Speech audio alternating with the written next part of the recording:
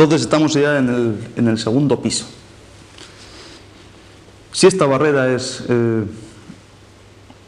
saltada, ya subiremos hasta la tercera barrera o hasta el tercer piso. Ahí nos está esperando vesícula biliar y triple recalentador.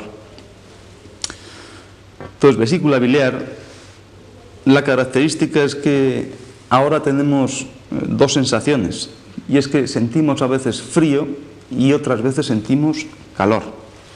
Ese es el síntoma más importante, precisamente por bloqueo de estos dos, por bloqueo energético de estos dos meridianos. Entonces aquí no solamente duele la cabeza, los codos, las rodillas, sino que aquí ya duele absolutamente todo el cuerpo. Y son dolores erráticos que van cambiando. Tan pronto te duele pues un codo, luego pues tan pronto pues, te duele la parte lumbar, las rodillas. Es una sensación de intranquilidad, son dolores errantes, ¿no? También la característica es que aquí se empieza a sudar un poquito y otras veces pues no. Entonces ya estas son las características más importantes de vesícula. Bueno, no hemos dicho, vesícula es un meridiano de la mitad del cuerpo, va exactamente por el centro, por la mitad del cuerpo. Ya pasamos a la cuarta barrera, que es el cuarto piso. Ahí nos está esperando bazo y pulmón. Entonces aquí lo que existe, el síntoma o lo que siente una persona es su extremada debilidad e hinchazón. Y sobre todo una sensación de frío grande en las manos y en los pies. O sea, digamos que el frío ya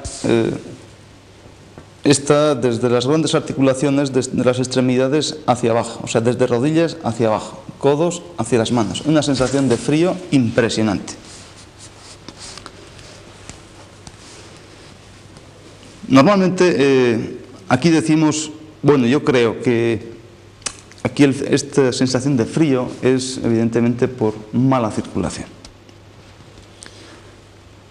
Después de esto ya subimos al piso siguiente, que es el quinto. Ahí nos está esperando corazón y riñón.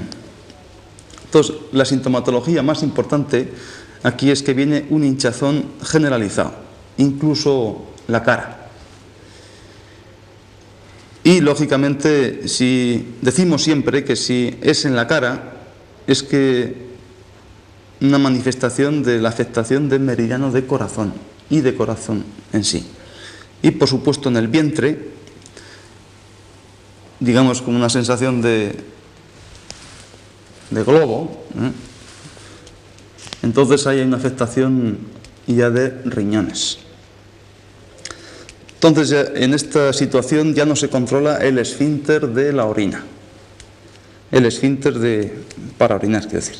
Y el síntoma más significativo es que se siente frío continuo sin bajar la temperatura, sobre todo en los huesos. Entonces esto es un síntoma que luego iremos viendo a través de los sucesivos programas, que esta sensación de frío interno de los huesos que sentiremos o podemos sentir en muchísimas enfermedades es una característica de debilidad de riñón. Después de esto ya pasamos a la sexta y última barrera, sexto piso. Entonces ahí nos están esperando hígado y pericardio. Entonces aquí lo más característico es que hay temblores, incluso parálisis. Entonces parálisis en el sentido de que, bueno, parálisis no es que tengan una parálisis, sino que ya el cuerpo ya no se quiere mover. Entonces el testículo, los testículos sobre todo en los hombres, si nos damos cuenta, es que ya extienden hacia arriba, parecido a aquellas criptorquidias es una enfermedad infantil. Sube hacia arriba para intentar buscar más calor.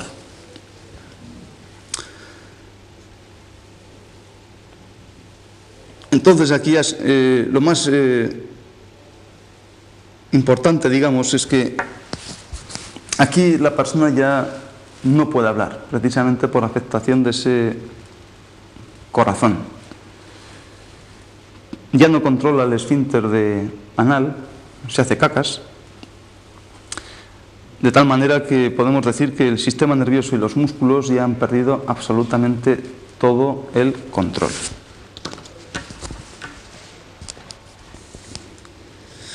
Después de esta pequeña disertación casi arquitectónica, ¿no?, hablando de pisitos y cosas de estas, pues voy a intentar decirles qué siente el paciente, porque lógicamente las emociones pues también cuentan. ¿Qué siente el paciente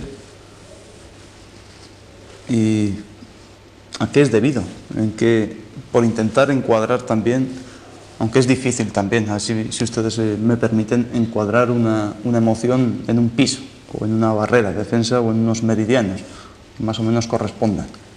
Pues bien, en el primer estadio, en el primer piso, primera defensa de vejiga e intestino delgado, se pierde sobre todo la función de ese meridiano de vejiga, que venía por la parte posterior de la pierna y acababa en el quinto dedo del pie.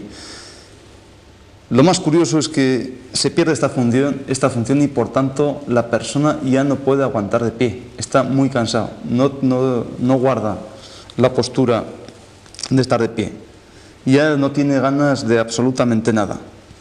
Por tanto porque hay una pérdida de fuerza considerable y hay un decaimiento tanto físico como psíquico. Está mucho más sensible, digamos, y está mucho más nervioso. Eso en cuanto a la primera barrera. En el segundo estadio ya pasamos a una fase de, digamos, desesperación. Ya no está tan activo, digamos que está como vago de su cabeza. Lo que nosotros decimos normalmente una situación neurasténica, muy parecida, digamos que a una cierta forma de apatía. No se quiere mover y entonces es una situación como muy incómoda, muy nervioso. No se puede mover, como sensación de mucha enfermedad. En el tercer estadio, en el tercer piso, que hablábamos de vesícula biliar triple recalentador, en este hay una fase de histeria, como que no se quiere conformar con lo que tiene, de histeria, brutalidad, cierta agresividad. En el cuarto estadio ya es una sensación de angustia, ya la persona se hace como mucha película interior muy negativa, en el que todo termina mal, en fin, todo lo ve como muy negro. En el quinto estadio, el miedo y una sensación de unos nervios que proceden del interior y que no se pueden controlar, muchísima intranquilidad, no se siente seguro. Y aquí la persona ya no puede dormir. Y por supuesto se pierde muchísimo la paciencia. En el último estadio ya el sentimiento, la sensación es de profunda tristeza, desesperación, diría yo. Ya el paciente puede estar resignado, que hagan lo que quieran conmigo, ¿no? Y entonces ya podríamos decir que en esta última fase, en lo que podemos adivinar, ¿no?, que diríamos que la persona muriéndose descansa. Y aquí ya lógicamente no puede hablar, solo piensa de una forma introvertida, solo piensa para sí mismo.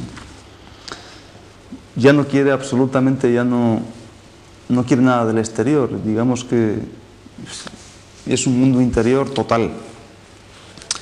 Y ya su último deseo es como descansar, estar tranquilo, estar en el paraíso, digamos así. Digamos que está muy generoso para él, ¿no? Y está completamente malhumorado para los demás. Ya es un el último estadio, ese mundo interior, podemos explicar así. Bueno, entonces ya hemos dicho los dos componentes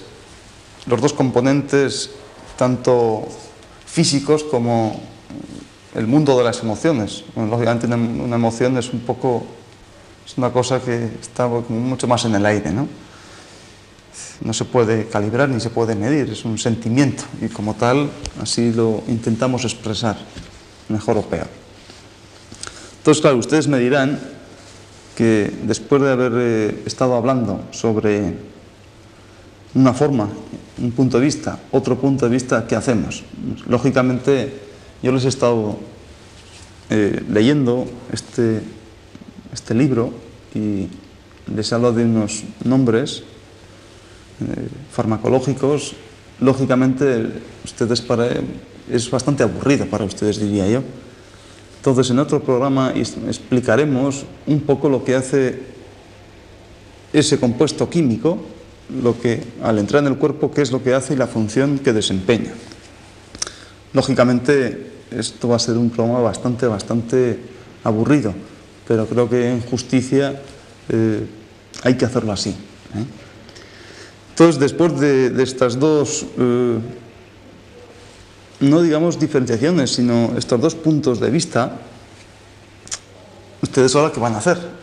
Hombre, yo no les voy a decir nada, porque lógicamente, se lo digo sinceramente, y aquí no estoy vendiendo absolutamente nada, sino sencillamente esto es un programa informativo y hasta ahora, pues lógicamente no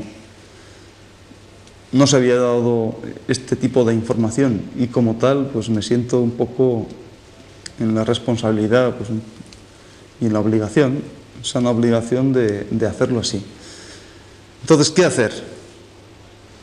Entonces, para la fiebre, lo que está claro es que como decía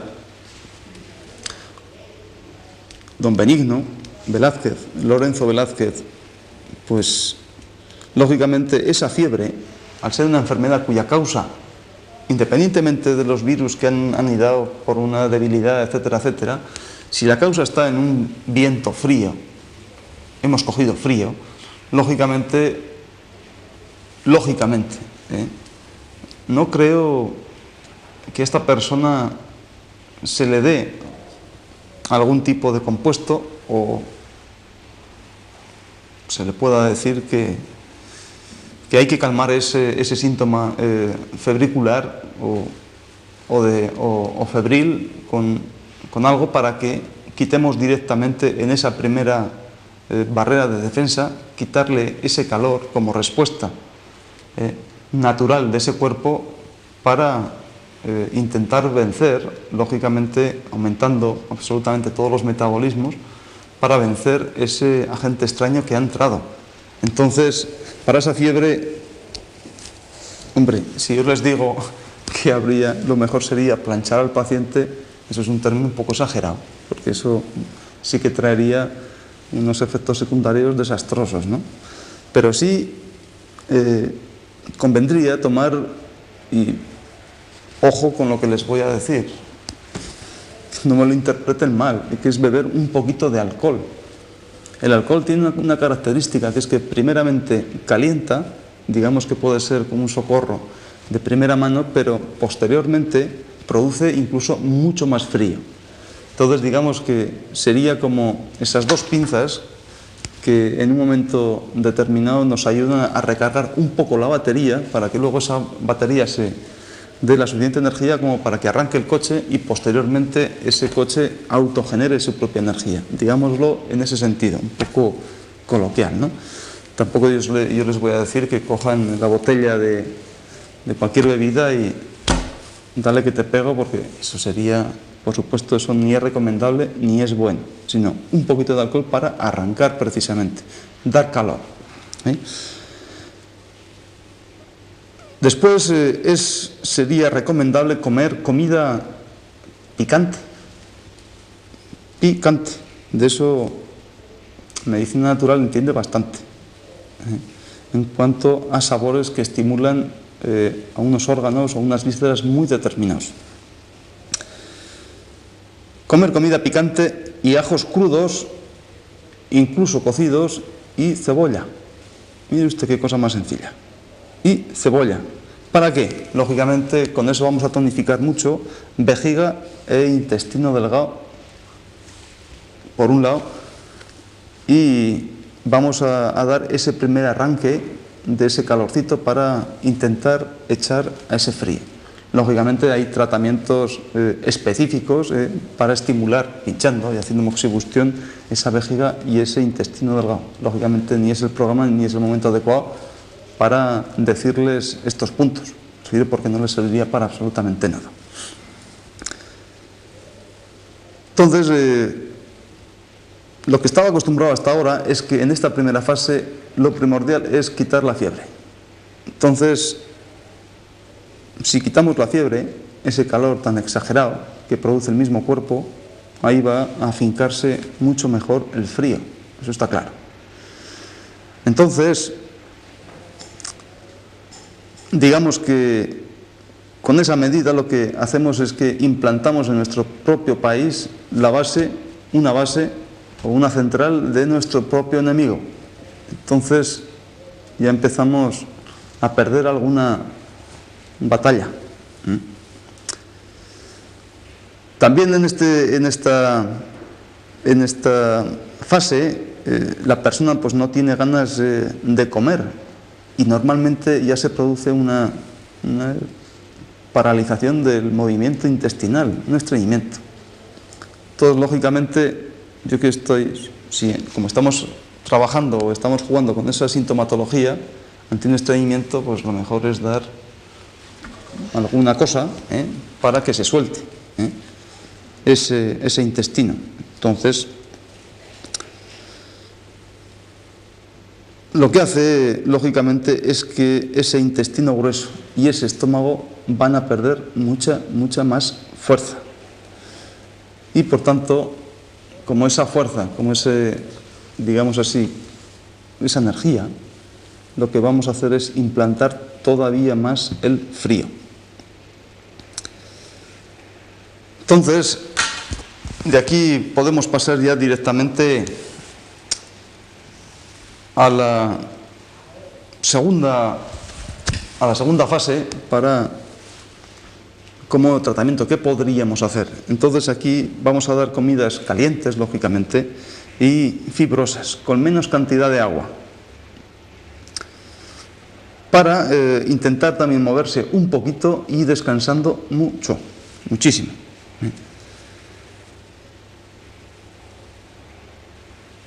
Yo recuerdo que yo lo que les digo, muchas personas, incluso lo que hago yo, la leche tiene característica caliente, la leche.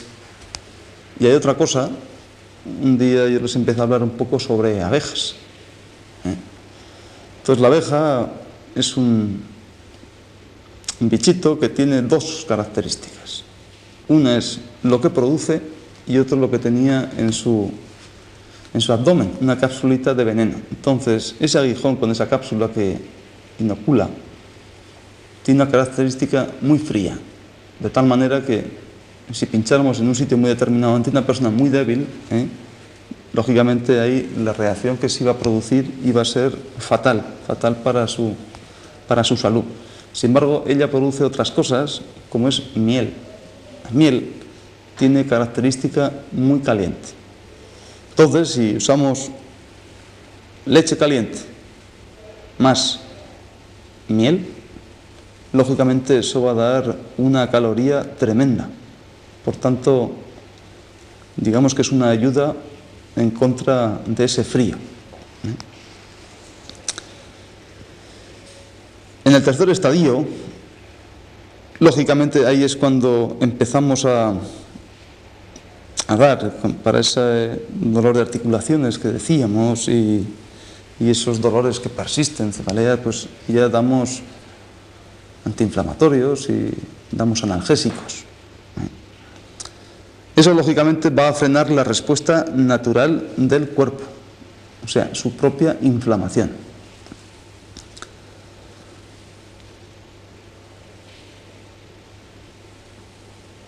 Entonces, al ir quitando esta propia inflamación como respuesta del cuerpo, van a continuar los dolores generales y sobre todo ya va a empezar otro problema, que es los gases. Gases. Aquí podemos decir que por un problema lógicamente de vesícula biliar, más esa paralización de intestino, van a aparecer, ya llegando a la última barrera de hígado y pericardio. Esta, como última, es la más organizada para defender, por último, la salud. Digamos que el hígado es el palacio que está rodeado por pericardio, sería como su estado, ¿no? Entonces esta es la última defensa. A partir de aquí ya podemos tener alguna conclusión. La primera de ellas es que, evidentemente, los meridianos y los órganos reaccionan de la misma manera. Otra cosa es que todos, con la mejor voluntad, en un sentido u en otro, pues queramos atajar ese problema para que, lógicamente, pues la persona esté más sana. Y la intención de este programa, pues, ha sido un poquito, bueno, por supuesto, informarles de una forma personal, y también agradecerle a la persona que ha escrito este libro, pues, el tiempo y la vida que gastó en ello, ¿no? Entonces, de todas maneras, lo que quiero que ustedes comprendan bien, o la idea que quiero que ustedes saquen, es que entre el enfermo y el médico, por supuesto, hay un espacio. Lo que está claro que es que al médico o al terapeuta, sea de la especialidad que sea, lo que más le interesa, lógicamente, es curar a esta persona. A él, creo, bueno, yo no voy a hablar por todo el colectivo, ni muchísimo menos, porque, vamos, no tiene cabida, pero imagino que un médico lo que quiere sobre todo es curar. Entonces, si cura bien, sea con el método que sea, yo pienso que ya es por bueno. El gran problema es si nosotros mismos somos incapaces o no somos capaces de abrirnos a algunas corrientes que no vienen de ahora, sino que la trayectoria a través de los años, pues, ha podido perdurar. No sin antes contar la cantidad de trabas que ha tenido, tiene y supongo que todavía tendrá. Aquí estamos que, por lo menos, para que entre